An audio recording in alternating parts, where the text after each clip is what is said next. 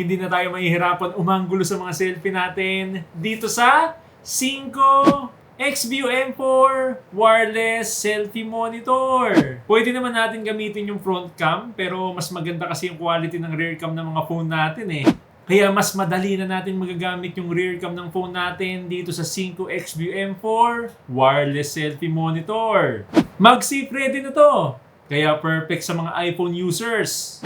Pero may free MagSafe sticker naman to para sa mga Android phones at mga phones na walang wireless charging. Dikit nyo lang tong MagSafe sticker, pwede nyo na magamit. Hindi na kailangan ng Wi-Fi o mobile data. Bluetooth at screen mirroring lang, good to go na. Madali lang din i-set up to. I-on nyo lang yung Bluetooth ng phone nyo. I-tap nyo lang yung name ng device. Tapos, i-on nyo yung screen mirroring sa phone nyo. Same procedure, i-tap nyo din yung name ng device. Para mag-reflect yung screen ng phone natin dito sa 5 XView M4. Tapos dito sa side, nandito na rin yung ibang buttons niya. Dito, pwede natin palitan yung aspect ratio, rotation, or pwede din naka-flip or naka-mirror yung image. Bali, meron na rin tong built-in shutter button. Press nyo lang ng isang beses para mag-capture ng photo or video. Hindi nga lang to touchscreen, tsaka tumatagal lang yung battery niya for 3 hours.